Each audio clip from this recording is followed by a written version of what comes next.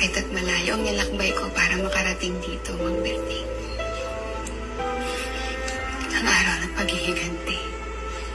Ang araw na magiging buo ulit ang iyong pagiging ina. Sunod na ako.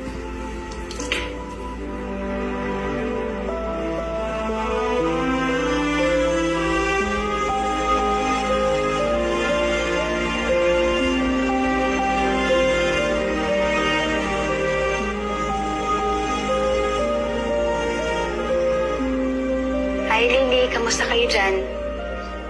Okay lang kami dito, Jasmine. Si Camila, kamusta? Ayun. Parang nawiwili na dyan, ha? Sabi ko nga sa kanya, uuwi na kami bukas. Ayaw pa umuwi kasi mamimiss daw niya yung ninong niya at saka yung tita love niya. Ayun, tingnan mo sila, oh.